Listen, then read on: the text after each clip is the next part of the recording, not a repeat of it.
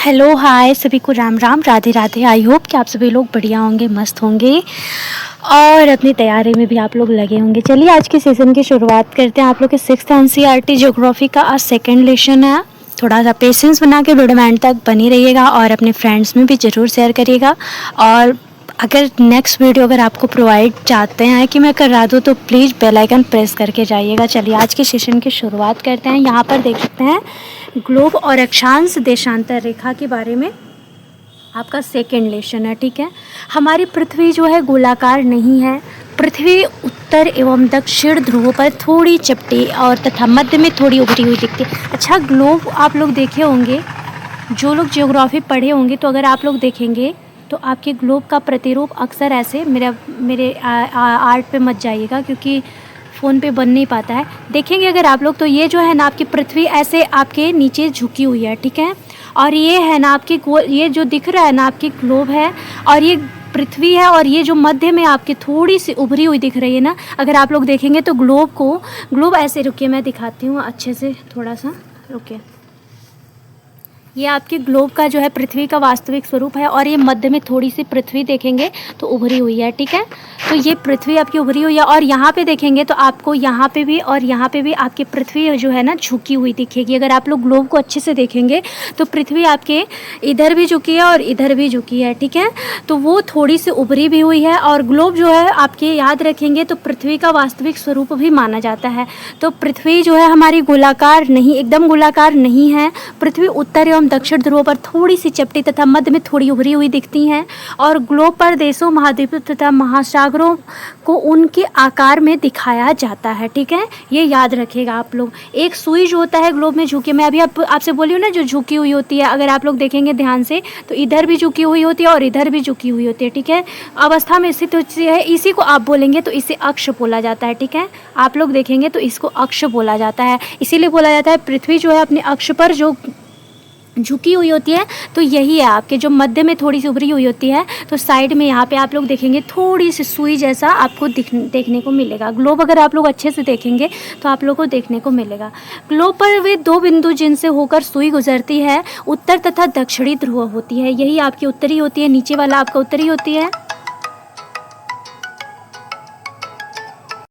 चलिए, ग्लोब पर वे दो बिंदु होते हैं जिनमें होकर सुई गुजरती है, उत्तर तथा दक्षिणी ध्रुव में होती है। ठीक है, काल्पनिक रेखा क्या होता है, तो ग्लोब को दो बराबर भागों में बांटती है, इसे विषुवत वृत्त भी कहा जाता है। ठीक है, काल्पनिक रेखा। अच्छा, काल्पनिक रेखा आप लोग देख सकते हैं, वास्तविक स्वरूप अगर आप लोग देखेंगे तो आपके अक्षांश और देशांतर का, यही मैं जो बता रही थी ना भी आपको काल्पनिक रेखा, तो ये आपकी काल्पनिक रेखा है। ऊपर आपके कर्क रेखा, नीचे आपके मकर रेखा, ऊपर जो है आपके उत्तरी शीतोष्ण कटिबंध इतना दूर तक रहता है और यहाँ पर देखेंगे आपके 66 डिग्री आपके 1/2 उत्तरी शीत कटिबंध बोला जाता है और आपकी कर्क रेखा जो होता है आपके 23.5 डिग्री पर रहता है और मकर रेखा भी आपके 23.5 डिग्री पर रहता है। ये भी आप याद रखेंगे, ये दोनों आपके, लेकिन आपके जो कर्क रेखा होता है उत्तरी में रहता है और ये आपके 23.5 डिग्री आपके मकर रेखा आपके दक्षिण ध्रुव पर रहता है। ठीक है, ये मोस्ट इंपॉर्टेंट है, यहाँ पूछा जाता है। और अगर उत्तरी शीत कटिबंध आपसे पूछेगा कर्क रेखा पर तो ये भी आपके 66 डिग्री उत्तर में है और ये भी आपके दक्षिणी शीत कटिबंध, ये भी आपके 66 डिग्री आपके मकर रेखा पर है। तो ये मोस्ट इंपॉर्टेंट है। और ये देखेंगे जो काल्पनिक रेखा के बाद उष्ण कटिबंध और नीचे आपकी विषुवत वृत्त है। ठीक है, ये मोस्ट इंपॉर्टेंट है, बिल्कुल ध्यान से देखते चलिएगा आप लोग। यहाँ पर आप लोग देख सकते हैं, ये बहुत लंबा हो जाएगा इसलिए मैं आप लोग को सिर्फ नोट से ही प्रोवाइड कराऊंगी। ठीक है, चलिए यहाँ पे आप लोग वही मैं जो दिखाई हूँ आप लोग को। अब यहाँ पे बोल रहा है अक्षांश रेखाएं। जो अक्षांश रेखाएं कौन सी होती हैं, तो अगर आप लोग देखेंगे अक्षांश रेखाएं, ये गोला आप देख रहे हैं, ये जो है ये आपके अक्षांश रेखाएं हो जाती हैं। ये सारी आपके अक्षांश रेखाएं होती हैं। और अगर आपसे देशांतर पूछेगा तो देशांतर आपके ऐसे होता है। ठीक है, ये सारी आपके देशांतर रेखाएं होती हैं।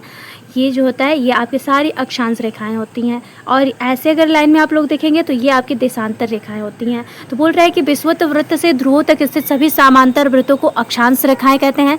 जो समांतर होती हैं वो आपके अक्षांश होती हैं और जो आपके ऐसे लाइन में अगर मैं आप लोग को देशांतर होता है, मान लीजिए ऐसे उत्तर और दक्षिणी ध्रुव को मिलाता है, जैसे अभी ये जो आपको उत्तर से और आपके दक्षिणी ध्रुव को मिला रहा है ना, ये आपके उत्तर से और आपके दक्षिणी ध्रुव को मिला रहा है, ये आपके देशांतर रेखाएं हो जाती हैं। तो याद रखिएगा आप लोग। चलिए, विषुवत वृत्त क्या होता है? तो वही होता है, शून्य से अक्षांश को दर्शाता है। विषुवत वृत्त के उत्तर की सभी समांतर रेखाओं को उत्तरी अक्षांश तथा विषुवत वृत्त के दक्षिणी स्थित सभी समांतर रेखाओं को दक्षिणी अक्षांश कहा जाता है। ठीक है। अक्षांश से जो समांतर रेखाएं होती हैं, आप 23.5 डिग्री उत्तर में उत्तरी गोलार्ध के कर्क रेखा पर, अभी मैं जो आप लोग को फिगर के माध्यम से दिखाई हूँ वही दे रहा है। ठीक है। अक्षांश होता है आपके उत्तरी गोलार्ध में कर्क रेखा पर आपके 23.5 डिग्री उत्तर में, दक्षिणी गोलार्ध में मकर रेखा 23.5 डिग्री आपके दक्षिण में, और आपके विषुवत वृत्त के 66.5 डिग्री उत्तर में ध्रुव वृत्त पर, और विषुवत वृत्त जो होता है 66.5 डिग्री आपके दक्षिणी ध्रुव वृत्त पर। ये इंपॉर्टेंट होता है। ठीक है, पूछा जाता है, इसीलिए बार बार ये दे रहा है। तो आप लोग अभी फिगर के माध्यम से भी देखिए और ये याद रखिएगा आप लोग। पृथ्वी के ताप कटिबंध क्या होते हैं? तो उष्ण ताप कटिबंध कर्क रेखा एवं मकर रेखा के बीच अक्षांशों पर सूर्य वर्ष में एक बार दोपहर में सिर के ठीक ऊपर होता है, इसीलिए क्षेत्र में सबसे अधिक उष्मा प्राप्त होती है। इसे उष्ण ताप कटिबंध भी कहा जाता है। ये आपसे पूछा जाता है। ठीक है, कि उष्ण ताप कटिबंध कब होता है? अच्छा, आप लोग खुद सोचिएगा। यहाँ पे देख रहे हैं आप लोग, ये मान लीजिए एक परत है आपके शीशे का। ठीक है, यहाँ पे जब आपके प्रकाश आ रहा है और यहाँ से प्रकाश आते आते जब आपके सीधे पे पड़ेगा, जब सीधे पे पड़ेगा तो जाहिर सी बात है कि आपकी जो सूर्य का जो प्रकाश होता है सीधे सर पे आएगा। तो जब यहाँ पे आता है तभी आपके क्या होता है? तो सिर के ठीक ऊपर होता है, इसीलिए इस क्षेत्र में सबसे अधिक उष्मा प्राप्त होती है। उसी को आप उष्ण ताप कटिबंध बोलते हैं। जैसे कर्क रेखा के ऊपर आप लोग देखे हैं और मकर रेखा के नीचे भी आप लोग देखे हैं। उत्तरी ध्रुव पर भी और दक्षिणी ध्रुव पर भी देखने को मिलता है। ठीक है। शीतोष्ण कटिबंध कहाँ है? तो आप लोग अभी देखे हैं शीतोष्ण कटिबंध के बारे में देख लेते हैं। तो उत्तरी गोलार्ध जो है कर्क रेखा एवं उत्तर ध्रुव वृत्त तथा दक्षिणी गोलार्ध में मकर रेखा एवं दक्षिणी ध्रुव वृत्त के बीच वाले क्षेत्र के तापमान मध्यम रहता है, इसीलिए इन्हें शीतोष्ण कहा जाता है। क्योंकि यहाँ पे देखिए ना तो ज़्यादा ठंडी, जो आपके यहाँ पे अभी आप लोग देखे हैं, ये जो आप देख रहे हैं ना, ये आपकी काल्पनिक रेखा है। और यहाँ पे देखेंगे तो आप शीतोष्ण कटिबंध यहाँ पे देखने को मिलेगा। यहाँ पे जो है ना कम गर्मी मिलता है। ठीक है, ये जो मध्य में है यहाँ पे तापमान ज़्यादा रहता है, ये भी तापमान आपके ज़्यादा रहता है ऊपर भी, लेकिन यहाँ पर आप लोग देखेंगे तो यहाँ पे थोड़ा सा कम गर्मी रहता है, कम ठंडी भी रहता है। तो यहाँ पे पूरा शीत कटिबंध होता है। ठीक है, यहाँ पे भी आपके शीत कटिबंध जब ज़्यादा ठंडी पड़ती है तब आपके 66.5 डिग्री पर रहता है। ठीक है, और यहाँ पे भी 66.5 डिग्री पर रहता है, और यहाँ पे 23.5 डिग्री पर रहता है, यहाँ पे भी आपके 23.5 डिग्री पर। तो आप लोग देखेंगे कि शीतोष्ण कटिबंध जो होता है, जब उत्तरी गोलार्ध में कर्क रेखा एवं उत्तरी ध्रुव वृत्त तथा दक्षिणी गोलार्ध में मकर रेखा एवं दक्षिणी ध्रुव वृत्त के बीच वाले क्षेत्र के तापमान में मध्यम रहता है, इसीलिए इन्हें बस शीतोष्ण कहा जाता है। ठीक है, और शीत कटिबंध के बारे में बताई ना कि उत्तरी गोलार्ध में उत्तरी ध्रुव, दक्षिणी गोलार्ध में दक्षिणी ध्रुव के बीच के क्षेत्र में ठंडा बहुत होता है, क्योंकि यहाँ सूर्य क्षितिज से ऊपर नहीं है। अब खुद सोचिए आप लोग, प्रकाश कैसे ऊपर जाएगा? यहाँ जो है, यहाँ पे आपके मकर रेखा जो है आपके दक्षिणी गोलार्ध में, और यहाँ पे तो यहाँ पे प्रकाश जो है ना बहुत कम पहुंच पाता है। जब 66.5 डिग्री पर आपके रहती है, 66.5 डिग्री पर आपके रहता है, तो यहाँ पे भी प्रकाश कम पड़ता है, यहाँ पे भी। इसीलिए यहाँ जो होता है सबसे ज़्यादा शीत कटिबंध क्षेत्र, इसीलिए इसको बोला गया है। ठीक है, फिगर के माध्यम से अगर आप लोग देखेंगे, ज्योग्राफी थोड़ा एनसीईआरटी पढ़ा करिए आप लोग। एनसीईआरटी पढ़ा करेंगे तो थोड़ा सा आप लोग का बेस मजबूत हो जाएगा। ठीक है, तो यहाँ पर सूर्य क्षितिज से ऊपर नहीं आ पाता है, इसीलिए यह शीत कटिबंध कहलाता है। देशांतर क्या होता है? तो उत्तरी ध्रुव से दक्षिणी ध्रुव को मिलाने वाली काल्पनिक रेखाएं ही आपके देशांतर रेखाएं। मैं आप लोग को बताई ना कि ये जो होता है आपके देशांतर रेखाएं होती हैं, ये आप लोग याद रखिए, ये बहुत इंपॉर्टेंट है, इसलिए मैं बार बार आपसे बोल रही हूँ। और ये आप लोग देखेंगे तो ये सारी आपकी अक्षांश रेखाएं होती हैं। ठीक है, ये मोस्ट इंपॉर्टेंट है, ध्यान देते चलिएगा। तो याम्योत्तर की लंबाई, यहाँ पे काल्पनिक रेखाएं जो होती है देशांतर कहलाती हैं। देशांतर को अंशों में मापा जाता है, प्रत्येक अंश को मिनट को सेकंड में विभाजित किया जाता है, और अक्षांश समांतर रेखाओं से भिन्न सभी देशांतर याम्योत्तर की लंबाई समान होती है। और देशांतर वृत्त जो होता है आपके 366 डिग्री का होता है। तो अक्षांश जो होता है ना, ये बराबर नहीं होता है, ये अगर आप लोग देखेंगे तो ऊपर जाते जाते छोटा हो जाएगा, लेकिन जो आपके देशांतर रहता है ये बराबर रहता है। इसीलिए देशांतर का जो डिग्री होता है तो कितने 360 डिग्री का होता है, ये भी याद रखिएगा आप लोग। याम्योत्तर क्या होता है? तो इंग्लैंड के ग्रीनविच शहर से होकर गुजरने वाली रेखा को मध्यांग रेखा कहते हैं, जहाँ पर ब्रिटिश राजकीय वैधशाला स्थित से गुजरने वाली याम्योत्तर को प्रमुख याम्योत्तर बोला जाता है। इंग्लैंड के ग्रीनविच शहर से होकर गुजरने वाली रेखा को मध्यांग रेखा कहा जाता है, जहां पर ब्रिटिश राजकीय वेधशाला स्थित से गुजरने वाली यामोत्तर को प्रमुख यामोत्तर कहा जाता है। थोड़ा सा मैनेज कर लीजिएगा आप लोग, ठीक है।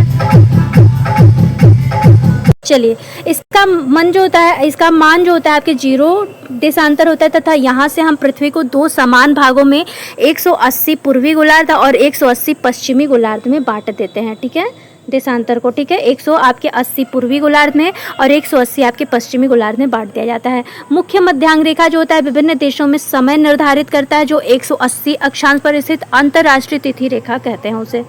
यह एक ऐसी काल्पनिक रेखा है जहां एक दिन से तारीख बदल जाती है और पूर्वी देश जो होता है पश्चिमी देश से एक दिन या कुछ घंटे आगे चलती है, ठीक है, ये भी याद रखिएगा आप लोग। मानक समय पूछता है ना आपसे, तो मानक समय को मापने का सबसे अच्छा साधन जो होता है पृथ्वी, चंद्रमा एवं ग्रह को गति होती है। मानक समय किससे मापा जाता है, तो आपके पृथ्वी, चंद्रमा एवं ग्रहों की गति से। सूर्योदय एवं सूर्यास्त जो होता है प्रतिदिन होता है, अतः स्वाभाविक ही है यह पूरे विश्व में समय निर्धारण करने का सबसे अच्छा साधन भी माना जाता है। पृथ्वी जो होती है पश्चिम से पूर्व की ओर चक्कर लगाती है, अतः वे स्थान से ग्रीनविच से पूर्व में है। याद रखिएगा, पृथ्वी आपके किससे, तो पश्चिम से पूर्व की ओर चक्कर लगाती है। यही आप लोग कंफ्यूज होता है, तो पूर्व से कि पश्चिम, तो पश्चिम से पूर्व, अतः वे स्थान से जो ग्रीनविच के पूर्व में है उनका समय ग्रीनविच समय से आगे होगा, तथा जो पश्चिम में है उनका समय जो होता है पीछे होगा, ठीक है। समय के अंतर की गणना जो होती है निम्नलिखित विधि से की जाती है। पृथ्वी लगभग आपकी 24 घंटे में अपने अक्ष पर 360 डिग्री आपके 360 घूम जाती है, अर्थात 1 घंटे में 15 डिग्री एवं 4 मिनट में 4 डिग्री घूमती। कितने, 1 घंटे में 15 डिग्री और 4 मिनट में 4 डिग्री घूमती है।